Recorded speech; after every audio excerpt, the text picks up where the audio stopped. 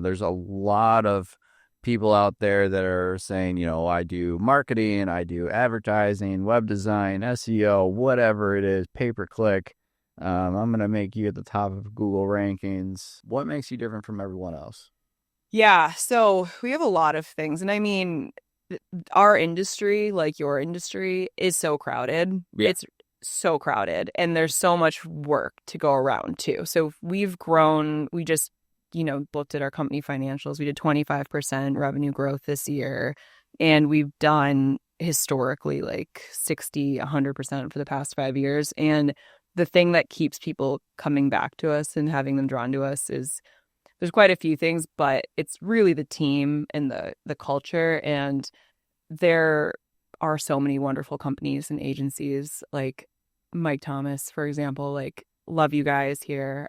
It's like if you resonate with a group of people, you want to be with that group, Yeah. right? Yeah. So we've been very lucky to have a lot of people that really like our culture, and they like some of our friends like, when am I going to get an email for Linden? Can I work there? I like love this group, blah, blah, blah. So that's one of the big ones is we do have a really strong culture. And you can see that with the metrics of our retention rate is really high, Yeah. right? Like it's been in business for 7 years, really tried to scale it at the 5-year mark was when things really started taking off. Mm. But our first employee, Michelle, is still with us. Elise and Amanda, Danielle, Gabrielle, like most of our employees now, if they haven't been hired in recent years, have been here for the past 3 to 5 years. And our clients like that because their project manager isn't going to leave them. And if Right. we shift someone around, let's say we bring in someone who's specifically really good at this industry, we check in with them. We have really good documentation, so it's an easy handover. But knowing that you're with the same person that cares about you, knows your strategy is one of the key things. Yeah. Yeah, I couldn't agree more. We were just talking before we hit the record button. I had called my website company earlier today. I've got a rep who I've never spoke to. I don't even know where they live. But I just called the number and I got a random person and I issued what my grievances were, and they just put in a ticket and they said they'd reach out to me. Yeah. But it's having that relationship with someone I think really helps, and you have that, like you said, that comfortability with the person. So many times when you're calling into a place and you hear a friendly voice or someone that you know or have met and you know them personally, it just feels so much better to do business with that person. Yeah. And that's what's nice is another differentiator is that everyone's trained on strategy and everyone at Linden is cross-trained. So I Mm. come from a background in startups. So I personally was doing all of the things at Linden before we started hiring people. I can design and build websites. Not well. I can do it. And I had done it historically until we hired a team that can do it better, right? Yeah. Same with the paid data analytics. I actually still think I'm good at that. Grace, you can come at me if you think that that you can do it You better than think me. you're still good at it? I think I'm still good at it. I think Grace is better, but I'm still good at it.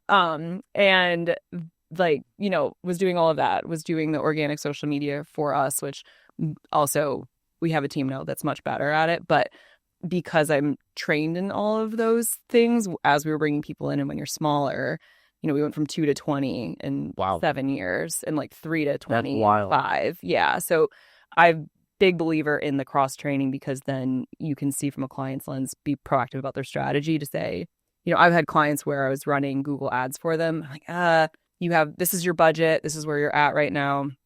This isn't working based on like our projections. Let's pivot you to organic LinkedIn. And I'm thinking of a current client we have right now, already working better for their goals and what they should be doing within like 2-3 months. So it's making sure that the client strategy, their goals, and then what marketing channels we offer that should be helping them achieve those goals. And we do that, like that proactiveness being a differentiator. Within that, one of our tools to do that is our media calculators. So I was telling you a little bit about this. Yeah. Yeah. How many agencies do you think there are? Probably like tens of thousands. There's got to be in the United States. Yeah. I should probably know that. And I feel like that would be difficult to know. Yeah. Yeah. But Google it, I guess. list somewhere. Yeah. I'll have ChatGPT later. Yeah, some wild number. Yeah. So, but we've inherited a lot of clients that didn't have this. We're like, oh, wow, this is really refreshing. We have a media calculator for every channel that we run, a channel being Google ads, Meta ads, even a website build, any Hmm. marketing channel, or we'll say, what is your budget? What is the cost per click for, if it's a paid media channel, what's typical cost per click for this industry? If it's organic social, it's like, what's going to be your typical click-through rate if you get a 20% visibility on whatever we post up, blah, blah, blah. We can track that all the way through to what's our hypothesis on what you're going to earn on this channel per month. That's wild. Yeah, and it's fun. It's just math. It's really fun.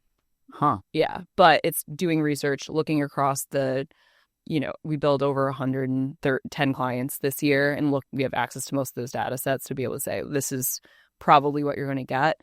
And we'll be able to diagnose things during a client's marketing where we're say, okay, if the ads are working and we got the click-through rates that we were expecting, or the CPCs that we were expecting, just cost per click for anyone who doesn't know, if your conversion rates aren't working out right. So if we said, oh, we think we'll probably have a 5% lead rate. If it's a 1% lead rate, something's up with the website or something's up with the type of traffic that we're bringing in. So let's play with that to make sure that we get those numbers to where we want them to be. Or if the creative isn't good, let's say we have the lead rate is 5%, but the leads coming from Google ads don't make sense, which is what was happening for this, one client. It's happened for Linden before, where we had too high of a CPC and not the right traffic coming in. We're like, okay, let's pause ads, reevaluate them, and then relaunch with a new strategy so that channel is working for us.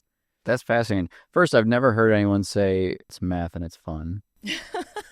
I do math for a living, and I've never said that. In very small instances, it's been enjoyable. Yeah. Fun is not what I would consider. I can't imagine many places are doing that as far as the math, as far as the ROI on something. At least, I come from a marketing background. When I used to work with, different agencies or do any kind of media buying, it's just, this is it. You buy it. If it works, fantastic. If it doesn't, find something else. Mm-hmm. But never have I come across someone who's done like the actual ROI. Like, if you put this amount in, this is what you expect in return.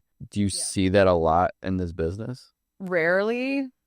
I've seen a lot of, this is how many leads you could get, but right, here's your range. Yeah, we try really hard as an agency to go through to the end, talk to sales, and make sure that everything's integrated. And we want sales to help hold our feet to the fire too, where I've seen a lot of animosity sometimes between sales and marketing teams. No way. I felt it's wild. I thought we were all best friends. Right.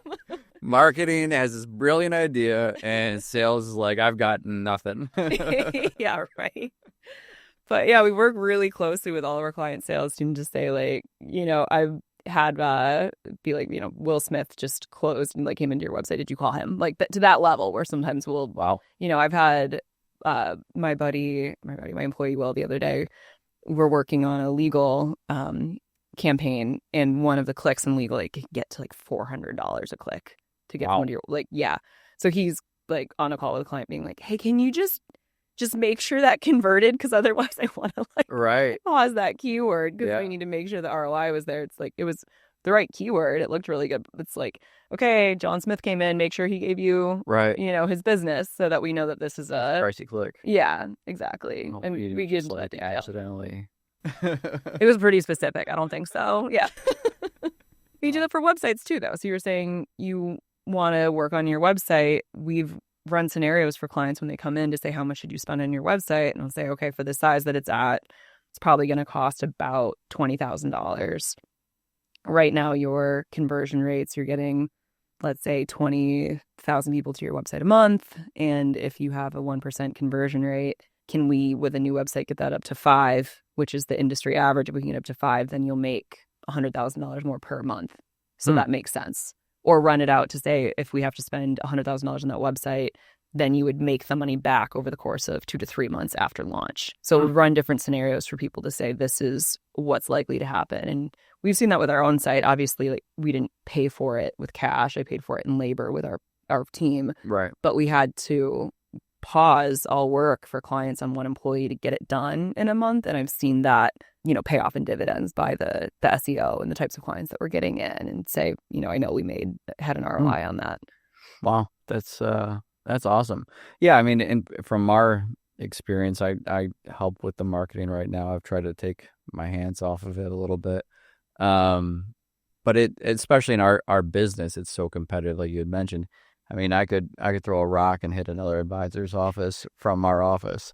Just the amount of, I guess, traffic towards certain keywords and just the ability to kind of differentiate your website. Like I felt like we were doing a good job just by, tagging photos or, adding in specific words, or I was even uploading, like we do case studies monthly. Yeah. I was even uploading the PDFs onto our site. So Google would go through the PDF version and see more content with certain keywords on it and a whole lot of nothing. I think we get the majority of our traction or leads would probably be a decent amount of spam. I would say probably about 99% of it. But is there overall like something that you would, suggest to a small business trying to, I guess, in a competitive industry, trying to like take themselves over the top? Or is there something that someone could be doing to increase their marketing or digital footprint?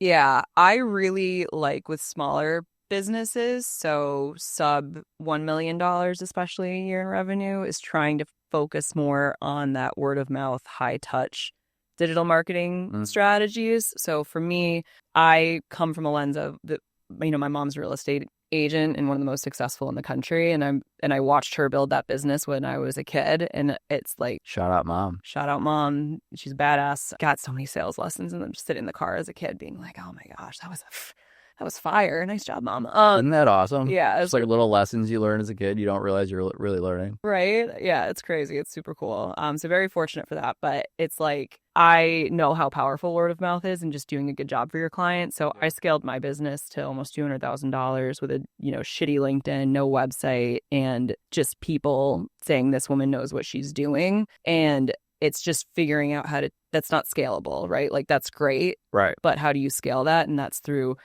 online signals, comments in social media, Google reviews, working on your own website and making sure that you're putting your work out there. So when people find you, they're like, oh yeah, this is really good. I like to start there of making sure that your content strategy is good, because right now that's where Linden's at. Like we're around a $2 million a year business, and it's like we're getting so many leads from just our organic social, SEO, PR, awards, things like that we can't scale as quickly to meet demand. So for me, this like heading into this year, it's going to be making sure that we operationalize in a way that we can then do paid media and bring in, okay, I want to now be pushing out, we're going to play with Roku ads. We're going to be getting into different territories, things like that. So it's a Roku ad. Roku, like Roku, like the TV. Yeah. Like you can buy, like it's OTT. So it's just buying a commercial space on Roku. So you could show up on Tubi, Disney, Hulu, Really? Roku channel. Yeah.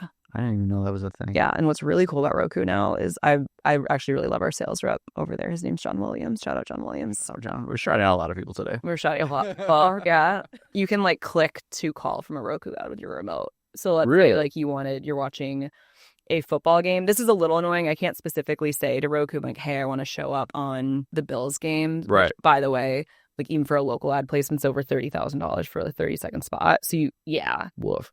Yeah. So that's where you'd want to do a media calc. Be like, how much do I think I can sell? With Roku, I could say I want to show up on just sports-related media from the hours of 12, like, let's say 5 p.m. to 7 p.m., and I could run wings ads. And it'd be like, oh, yeah, I do actually really want wings right now. Let me click to call. And I could actually track that ROI through. So it's been really fun. I've been doing marketing for 15 years to see all these new types of ads that you can run and being able to track things, because historically TV's been, if we buy these placements, let's see if our organic traffic pops up, and increases by people searching for us over the next, during that time frame, but then also the next 30 days. Right. But now I'm like, I can actually track. That's really cool. Clicks and attribution that way. Yeah. You had you talked about the different calculations as far as the ROI. Has there been an instance in your business where you did this calculation and it didn't pan out as you had thought? And like, what do you do then?